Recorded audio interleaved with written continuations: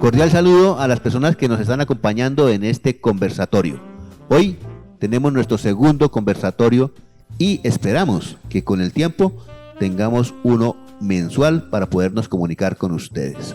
Entonces yo quiero, primero que todo, agradecerles por estar allá viéndonos. El estímulo de ustedes y el que nos vean es lo que nos motiva a nosotros para hacer este tipo de programas. Y para hacer este tipo de programas nos acompañan dos personas muy destacadas de nuestra iglesia, Moris Fuentes y Daniel Valderrama. Moris, bienvenido. Jorgito, buenos días. Un placer poder compartir con ustedes este tiempo. Un saludo a todos los que nos ven por redes sociales. Daniel, buenos días, ¿cómo vas? Mi nombre, como dijo Jorgito, Moris Fuentes. Mi profesión es técnico electrónico y en la iglesia estamos apoyando con el Ministerio de Enseñanza. Así que es una bendición poderles servir. Daniel. Morix, Jorgito, qué gusto estar con ustedes y con nuestra audiencia en este momento. Mi nombre es Daniel Valderrama, de profesión soy educador y en la iglesia junto con mi esposa lideramos el grupo de jóvenes. Bueno, y mi nombre es Jorge Rosso. Me dicen Jorgito, tal vez como el Jorgito del programa de Jorge Barón, y yo soy parte del Consejo de Ancianos de la Iglesia y colaboro también en el Ministerio de Enseñanza. ¿Tú también tienes entusiasmo, Jorgito, o no? Bastante. Entonces, una de las columnas. Y ahora vamos a llevar palabra para mi gente. Y la palabra de hoy va a ser la familia. Por eso, quiero invitarlos a que veamos este video que vamos a presentar. El último deseo. Esperando ser ejecutado, pidió papel y lápiz. Luego dijo a su custodio: por favor, entregue esta carta a mi madre. La carta decía: madre, si hubiera más justicia, tú y yo deberíamos de ser ejecutados. Eres tan culpable como yo de mi miserable vida. ¿Recuerdas cuando le robé al niño la bicicleta? Me ayudaste a esconderla para que mi padre no se diera cuenta. ¿También recuerdas cuando le robé el dinero a la vecina? Fuimos y lo gastamos juntos en el centro comercial. Y cuando botaste a mi padre de la casa, al corregirme por haber robado el examen de grado. Por eso me expulsaron.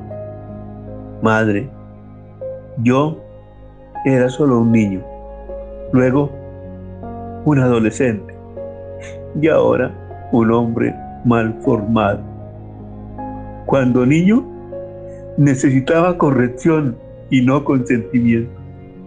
Te perdono, pero quiero que hagas llegar esta reflexión a todos los padres, que sepan que ellos son los responsables de formar un hombre decente o un vulgar delincuente. Gracias, madre, por darme la vida y gracias por ayudarme a perderla. Tu hijo, el delincuente. Ya espero que se limpien las lágrimas y sigamos viendo este conversatorio. Moris, ¿qué opinas del video? Pues el video nos muestra, a veces lo podemos ver muy cruel lo que pasa, pero pienso que la responsabilidad de cada uno es importante tenerla en cuenta, ¿no? O sea, no podemos estar echándole la culpa a todo el mundo de la responsabilidad que nos corresponde. La palabra dice que cada uno pagará por su pecado y pienso que eso es importante que lo veamos porque puede llegar a ser el video como muy almático, como tocar los sentimientos, pobrecito, ¿no? Pero yo creo que es bueno que hoy hablamos de ese tema y nos centremos en lo importante de lo que está sucediendo en esta familia. La responsabilidad de cada uno. Tú, Daniel, ¿qué opinas?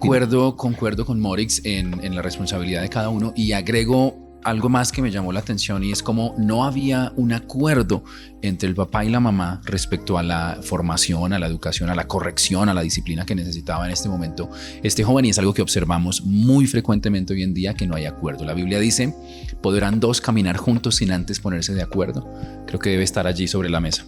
Interesante. Entonces habla de la responsabilidad.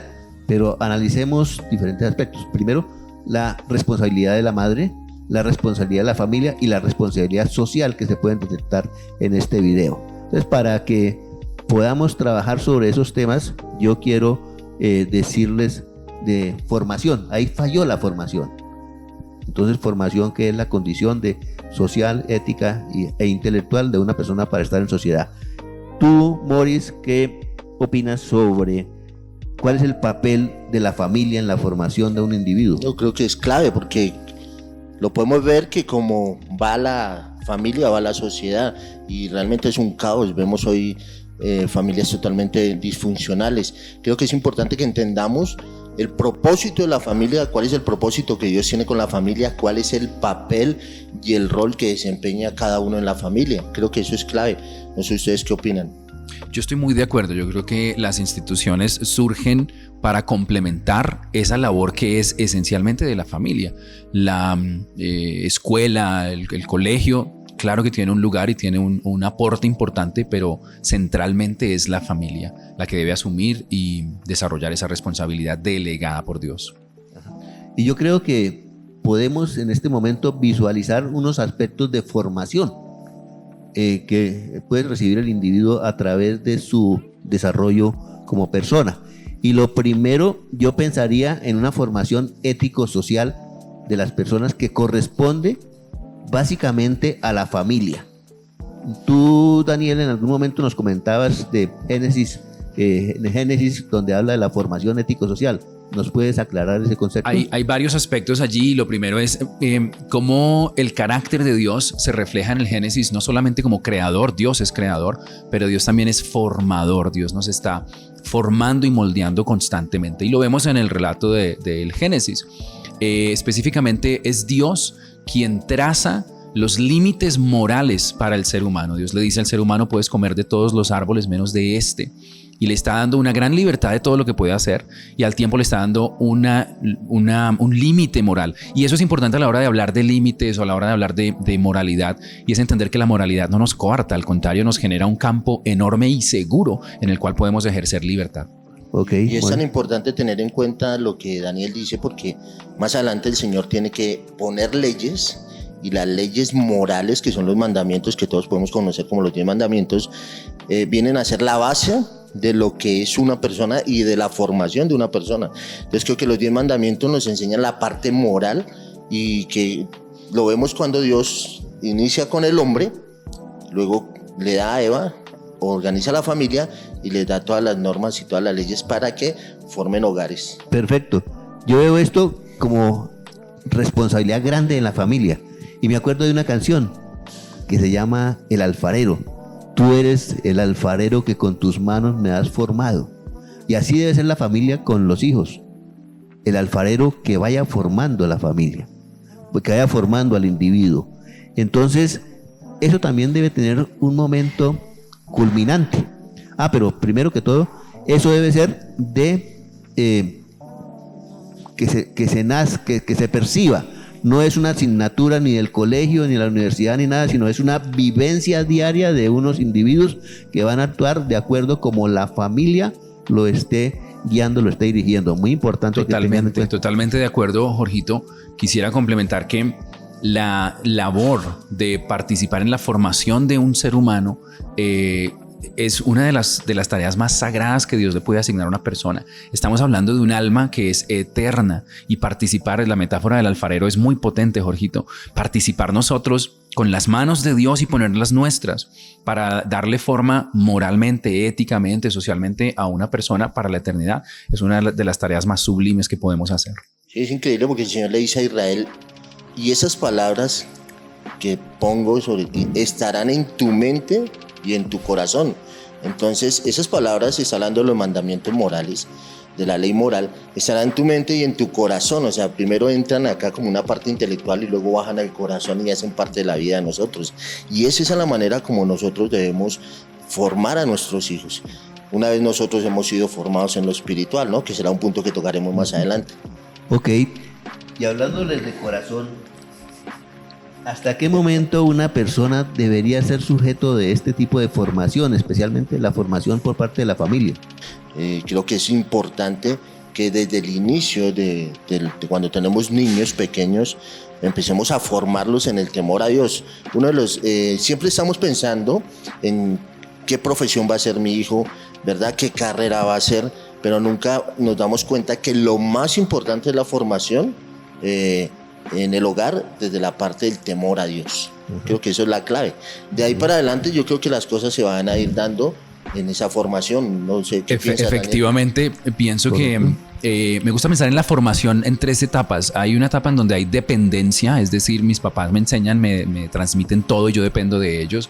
Hay una etapa que es independencia, en donde el niño, el joven va creciendo y tiene que ir ganando su propia capacidad de decidir, porque si se queda siempre a que los papás le digan, pues no va a haber una madurez, que es a lo que aspiramos. Pero después de la dependencia y de la independencia tiene que haber interdependencia, es decir, yo aprendo a depender de otros, a ser instrumento de Dios para que otros sean formados, a desarrollar mi propia familia. Entonces creo que en esas 3 etapas debemos movernos. Los 18 años para mí, creo que cada familia pues decide sus dinámicas, pero creo que los 18 años marcan algo bien importante. Un joven de 18 años debe ser muy independiente, entendiendo esto como aprender a depender de Dios. Bueno, yo quiero hacer una pequeña acotación. La familia no se debe dejar subyugar por los espacios de la educación. Tú tienes unos niños muy pequeños, tú tienes una hermosa hija adolescente, yo tengo ya unos hijos que podrían ser mayores. Siempre serán mis hijos, siempre serán personas en las que yo quiero formarles algo, yo quiero darles algo, no importa la edad que tengan. Entonces, en ese momento puede que afectivamente se hayan alejado de nosotros, pero en la realidad es que debemos darle unos espacios para que ellos vayan creciendo. Y pienso que los 18 años es buena tónica. ¿Tú qué opinas, Maurice? No, me parece bien. Creo que en cuanto hablamos de formación es muy importante el ser ejemplo, ¿no? Hablábamos de que de pronto darles cátedra y enseñarles desde el punto de vista de tomar la Biblia y enseñarles que hay que hacerlo, pero digo, meterle la Biblia como a la fuerza y eso, cuando no llevamos una vida de ejemplo, ellos están viendo nuestro ejemplo. Entonces, que nuestro ejemplo hable más fuerte que nuestras palabras, y creo que esa es la base importante, ser ejemplo para poder formar. Ellos se van formando y nos van a imitar. Entonces, pues nosotros podemos decir y enseñar y predicar y todo eso, pero nuestros hijos conocen nuestra vida y nos van a imitar. Hay un aspecto acá. Estoy seguro que mucha gente que no es religiosa nos está viendo, pero yo quiero decirles que la palabra de Dios es la base, pero tu comportamiento también es la base, y tú puedes mostrarle a tus hijos cómo deben ser personas rectas, pero seguramente lo estás aplicando porque los 10 mandamientos son la conducta de toda sociedad, y sabemos que siempre nos vamos a comportar así para que una sociedad sea una sociedad respetuosa y una sociedad que pueda surgir. Quisiera aportar, con base en lo que acabamos de decir, una estrategia práctica para que las familias que nos están escuchando y se preguntan, bueno, pero esto está muy interesante, muy lindo, pero ¿cómo se hace? ¿Cómo lo aplico? ¿Cómo formo a mi hijo ético socialmente? Existe el concepto del ejemplo dialogado o el diálogo ejemplificado. Es una estrategia muy sencilla donde tú hablas con tus hijos sobre lo que tú hiciste. Hijo, ¿me viste lo que pasó cuando me dieron mal las vueltas en la panadería? ¿Te diste cuenta? Haz un diálogo con ellos, pregúntale, ¿por qué crees que yo devolví el dinero? Y vas a escuchar a tus hijos, primero darse cuenta te vas a dar cuenta tú de qué hay en su cabeza, cómo te están viendo. Te vas a sorprender de darte cuenta que tus hijos te observan todo el tiempo y sacan conclusiones. Pero no te quedes solo en dar ejemplo, que es lo más importante, por supuesto, pero que sea un ejemplo dialogado. Es decir, después de dar ejemplo, tener una conversación a la luz de un helado, de unas galletas, pero hablen de las cosas que están pasando y que están viviendo. Sí, creo que es importante, eso va a impactar, ¿no? Va a impactar al chico y eso le va a quedar grabado para toda la vida. O sea, así como nosotros vimos el ejemplo de ese muchacho, él recordaba a su papá, ¿verdad? Y cómo su papá lo corrigió, pero también se acordó cómo la mamá le quitó la autoridad. Y es importante que las familias entiendan que el hombre, Dios estableció que el hombre es la imagen de Dios en la tierra. Y cuando no hay esa imagen allí, aunque el padre esté y sea un padre ausente, no hay una imagen de Dios allí, entonces las cosas son un poco más difíciles. Bueno, pero no olvidemos y no podemos desconocer que en la sociedad hay familias muy disfuncionales. Sí. entonces no existe el hombre en la familia. Va una pregunta: ¿puede la falta de un familiar influir en la formación de una persona? Morris, ¿tú qué opinas? Pues yo diría que en algunos casos puede pasar. En el caso mío no es así, porque pasaron muchas situaciones. Digamos, yo vengo de un hogar en donde fui levantado por una mujer. Mi mamá era sola, 12 hermanas, entonces yo viví solo entre mujeres casi, y nunca tuve la imagen de un padre, y eso sí generó muchos problemas. Eso sí genera problemas y genera conflictos en la vida de uno. A medida que Dios lo va procesando y lo va levantando sin conocerlo a él, ¿verdad? Dios tiene un propósito con la vida de uno, y una vez el Señor lo toma a uno, pues viene un cambio y una transformación. Morris fue afortunado, el Señor lo adoptó. Amén, así es. Como dice la palabra, aunque tu padre y tu madre te dejaren, con todo Jehová te recogió. Yo a mi papá no lo conozco hasta la fecha, hoy no sé ni cómo se llama, pero eso no ha generado que yo no tenga un buen hogar o que haga lo que me corresponde en el hogar, porque muchos usan eso como una excusa, ¿no? No, yo nunca tuve papá, entonces como no tuve papá, ¿usted por qué va a sufra? O mire, yo también sufrí, ¿cuál es el problema? Y creo que eso es muy importante. Bueno, Morris, no nos entristezcas más y démosle paso a Daniel. Me parece muy valioso que estemos hablando acerca de las familias diversas, ¿no? Donde ahí está la mamá pero no está el papá, o viceversa, o incluso los abuelos son los que están criando a los niños. Hay muchos modelos y muchos ejemplos de familia, y sería difícil entrar a conocer cada historia realmente porque está allí. Creo que la forma de procesarlo es, primero, no negarlo. Hay que reconocer, pensemos que la familia es un cuerpo. Dios muestra la familia de Dios, la iglesia, como un cuerpo, ¿no? El cuerpo de Cristo. Si en mi cuerpo me faltara una pierna, pues yo no podría pasarme la vida diciendo no hace falta la pierna. Claro que me hace falta. Si en una familia falta el papá, por Dios, hace falta un papá, hace falta una figura masculina con todo lo que aporta. Pero no solo hay que quedarse reconociéndolo, sino restituyéndolo. Y Dios es un Dios de restitución.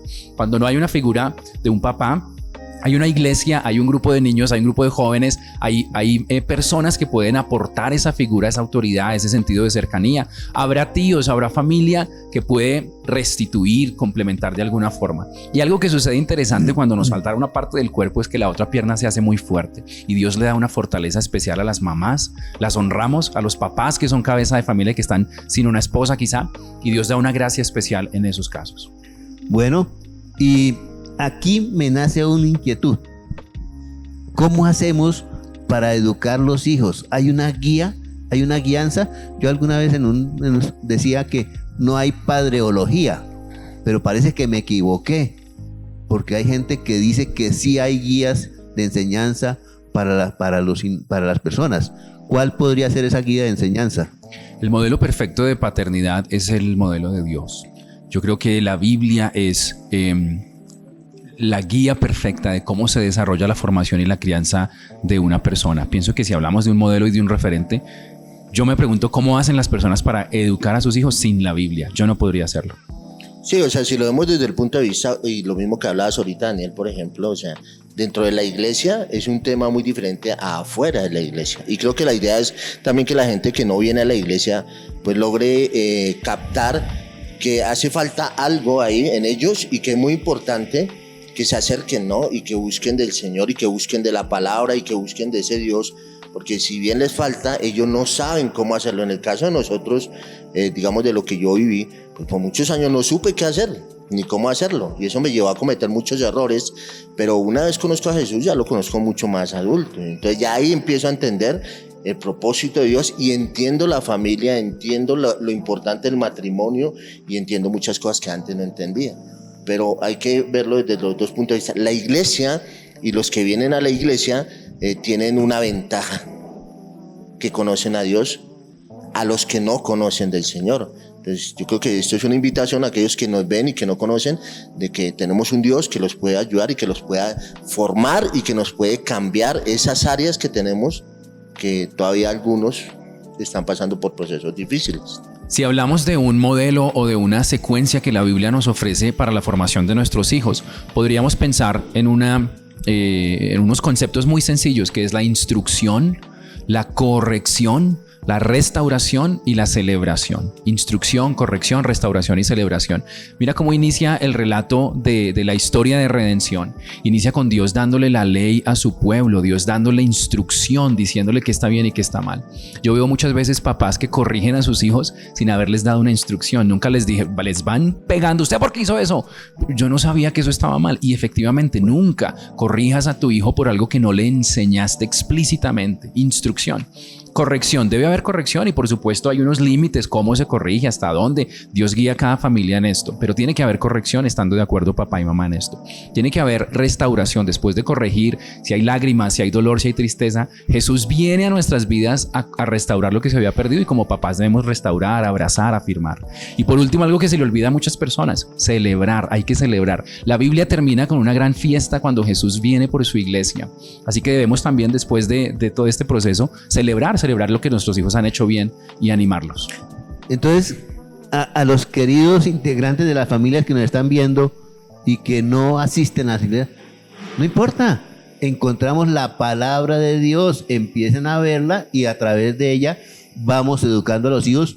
Posteriormente, si tienen alguna necesidad, pues se pueden acercar a una iglesia para que ahí profundicen mucho más en la palabra de Dios. Es una invitación para que hagamos con el Señor mejores familias. Yo creo que es importante lo que Daniel nos está explicando y que entendamos que para levantar y para formar a la familia es necesario extraer de la palabra principios, valores, ¿verdad? Que nos van a ayudar a formarnos primero a nosotros, porque nosotros debemos formarnos primero nosotros para poder formar a nuestros hijos, ¿no? Algo que nosotros usábamos mucho, mi esposa era muy generosa, era con la varita, y la varita da mucha sabiduría. Entonces, la vara, lo primero que dice es, tienes que ver cómo estás tú con Dios primero para ir y corregir a tus hijos. Bueno, pero lo de la varita lo tratamos ahorita más adelante. ¿La varita para después? Sí, dejemos la varita para más adelante. Pero vemos que hay un buen manual para educar a la familia. Así es. Y ahora ya tratamos el aspecto ético-social, que es la gran responsabilidad familiar. Pero también hay otra responsabilidad que existe dentro de la sociedad y es el aspecto intelectual.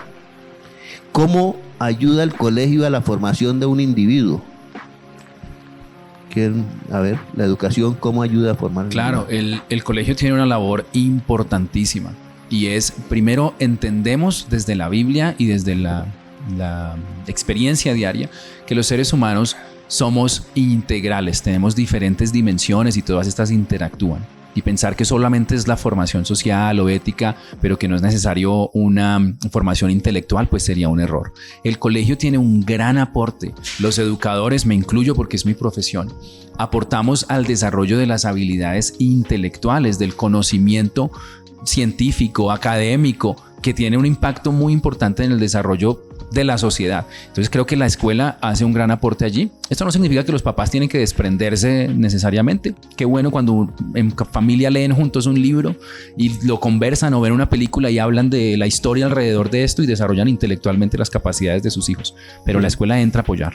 Sí, yo creo que es muy importante. Yo creo que es importante en el desarrollo intelectual, entendiendo primero que la responsabilidad no se delega, es un apoyo, es una ayuda a algo que pues, tal vez en la familia no lo va a tener o no lo puede lograr a tener, ¿no? Dependiendo de sus padres, de la preparación que tengan y todo. Creo que cada uno tiene un rol y cada uno debe hacer su parte y la parte de la formación intelectual en el colegio pues ayuda a formarlo, ¿no?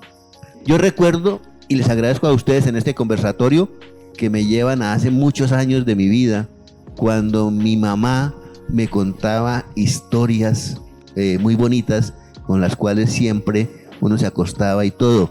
Entonces los cuentos de las mil y una noche, el libro Corazón de Edmundo de Amicis y todo, son cosas que permanecen en mi vida. Ahora contemos los aspectos de la Biblia, contemos historias de la Biblia y contemos principios y valores de formación de la Biblia para que también se construyan en la vida de cada uno de nuestros hijos. Pero entonces, ¿la formación del colegio es suficiente o la formación del colegio requiere otro tipo de complementos? Yo creo que debe haber un diálogo, una interacción entre lo que hace el colegio, lo que hace la familia, lo que hace la iglesia, entendiendo que todas estas entidades están aportando a la formación. Si como papá lo que hago es dejar a mi hijo en el colegio como quien parquea un carro en un edificio y desentenderme de lo que pasa allí, pues hay un error. Debo estar involucrado, debo conocer los procesos del colegio hasta donde el tiempo y las posibilidades lo permiten. Entonces creo que es importante estar en interacción con la iglesia, con el colegio y como familia. Sí, es importante que digamos, el hogar, no podemos soltar los hijos y pensar que ya la responsabilidad del colegio, y ese es un problema que ha habido, inclusive en los colegios cristianos, ¿no? Porque decimos, no, es que él va a un colegio cristiano, ¿no? Y creemos que en los colegios cristianos, pues la gente es diferente y realmente pues todos tienen el pecado y todos son iguales, es lo mismo. Entonces no podemos pensar que es el colegio, y muchos le dicen, es que en ese colegio, ¿no? Y no es el colegio, tampoco es la iglesia, ¿no? Porque muchos traen los hijos a la iglesia para que nosotros hacemos una labor, por eso decíamos, cada uno cumple una función. Ajá. Y es importante y es complementaria, pero la base está en la casa. Sí, porque nosotros buscamos el colegio donde vamos a educar nuestros hijos, pero tal vez delegándole a ellos la responsabilidad de una parte de la formación. Pero hay una tendencia muy moderna, y tú la conoces muy bien, es el home school. Sí, ha tomado fuerza en Colombia desde hace unos años. Es un modelo de educación que nació en Estados Unidos hace más o menos 80, 90 años, en donde es la familia la que asume el proceso de formación, digamos, pedagógica o educativa, académica, al interior del hogar. Nosotros junto con mi esposa lo desarrollamos desde que pues, nuestros hijos iniciaron. Yo tengo 2 hijos, mi hija Sara tiene 9 años, mi hijo Juan Daniel tiene 7 años. Ellos nunca han ido al colegio, se están formando en el hogar, y cabe resaltar que la formación en el hogar no es, digamos, encerrados en la casa todo el tiempo, sino en el jardín botánico, en museos, en cursos de música, en interacción con otros niños y aprendiendo, digamos, en el día a día.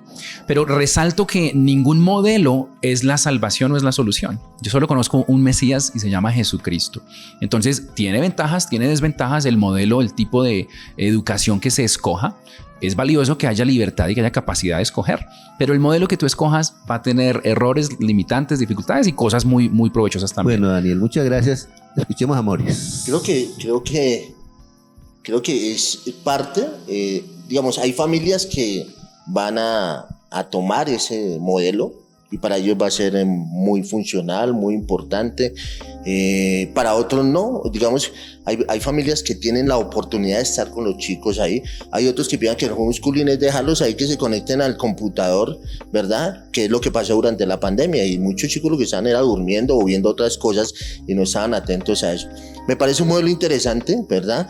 Y tiene que ver también mucho con la cultura de la persona. El americano es una cultura muy diferente, para ellos esto lo aplica muy bien, pero creo que hay que ver que no es una herramienta para que todos la usen, sino que hay familias que se pueden adaptar mejor a ese sistema, pero siempre vamos a ir a lo mismo, la familia es lo principal, la base. Sí. Me parece muy interesante y sobre todo me gusta un poco porque involucra mucho a la familia en el aspecto de la formación intelectual. Entonces es mucho más la participación de la familia en ese aspecto de educar y enseñar a los hijos. De acuerdo. Viendo yo algunos videos en relación con la educación, veía uno en Japón y veía cómo en el Japón los niños hasta el 4º año empiezan a ver lo que son las asignaturas. Antes lo estamos formando en principios y valores. Entonces me parece muy interesante esto porque la familia puede trabajar muchísimo en la formación de principios y valores, y lo que el niño aprende en los primeros años es tal vez lo que mejor le queda cimentado en su vida. Sí, yo creo que el modelo de Japón o el modelo de alguno de estas naciones es un modelo muy interesante que podría aplicarse a algo, pero vemos también como en Japón tiene muchas otras deficiencias, ¿no? Entonces, digamos que va de acuerdo a la sociedad, ¿verdad? Y creo que hay modelos que le pueden ayudar a uno y le pueden servir, como el de Japón. Esa manera de ejemplo, cómo realmente se pueden construir familias de diferentes puntos de vista. Bueno, y me gustaría en este momento, ya que hemos trasladado de tantos aspectos, ver algo que está como empezando a funcionar, y es una ley que prohíbe castigar a los hijos. Entonces ya encontramos unos legisladores que se adentran en estos temas y crean normas para prohibir castigar a los hijos. ¿Qué opinan ustedes de esta ley que está en camino y posiblemente va a ser firmada? Prohíben castigar a los hijos. Conceptos como castigo y prohibición que están unidos. ¿Cómo los manejaríamos? Yo creo que lo más interesante es cómo la van a aplicar, ¿no? Que aquí somos especialistas en hacer leyes y la idea es cómo la van a aplicar. Primero. Segundo, realmente vemos el ataque a la familia, ¿no? O sea, ya no quieren corregir, no quieren disciplinar. La disciplina es fundamental. Hablábamos de la varita, ya puedo aplicarlo de la varita. Ah, eso sí, ahora sí es tiempo de la varita ya. De la varita es parte importante del disciplinar, y la disciplina es muy importante en el hogar, ¿no? Entonces ya el gobierno quiere tomar la autoridad y decir, no, ya usted no puede disciplinar a su hijo, ya no puede corregirlo, ya, y me parece peligrosísimo porque los hijos se están levantando y el gobierno está apoyándolo y ayudando para que se levanten en contra de sus padres. Eso me parece peligroso, ¿no? Sí, ¿Qué opinas, Daniel? A mí también me parece peligroso. Exactamente lo mismo, estoy muy de acuerdo contigo. La ley por sí sola no resuelve nada. Estamos en un país donde la corrupción es ilegal, donde el robo, el homicidio es ilegal y nuestros índices de corrupción, de robo, de homicidio son absolutamente elevados. La ley no resuelve nada. Bíblicamente la ley de Dios no resolvió el problema del pecado, solamente Jesucristo entrando a las vidas de las personas y trabajando en ellas desde adentro. Entonces pienso que leyes como estas al final no generan ninguna diferencia. Sí muestran algo preocupante, que es lo que dice Morix, y es la intención del Estado de normatizar, de legislar sobre aspectos que deberían estar al interior de la familia. Hay un exceso y existe el abuso infantil, la violencia exacerbada, existe, pero una ley simplemente no va a ser la solución. Bueno, vemos la emoción de Daniel y toca a veces ponerle freno. Yo creo que esto es muy interesante y, como diría el dicho popular, zapatero a tus zapatos. La familia eduque a los niños, la ley preocúpese por darle la calidad de vida a la nación, pero nosotros tenemos que mirar cómo educamos a los hijos. Además, conceptos como castigar y todo son muy relativos para en un momento de hacer una evaluación y en un momento de tomar una determinación. Era lo que hablaba, perdón, Jorge, era lo que hablábamos ahorita. Cada uno hace su función y cada uno ejerce una responsabilidad. Creo que lo que tienen que hacer es buscar más bien cómo arreglar los problemas más graves que hay, como la corrupción y todo eso, y en vez de estar pensando cómo resolver un problema que no les corresponde, que tiene que ver con el hogar. De acuerdo. Bueno, y hay otro aspecto de formación, que es la formación religiosa. Pero bueno, yo creo que hasta aquí nos llegó el tiempo. Nos llegó el tiempo, que el tiempo nos mate a los tres, y los invitamos para el próximo devocional en que vamos a hablar de la formación religiosa. Invítanos también al próximo conversatorio, Jorgito. No, es que yo hablo de conversatorio porque lo tomo con una devoción tremenda. Entonces, para mí también es un mensaje de evangelismo. Entonces, posiblemente me equivoco, pero lo digo de todo corazón.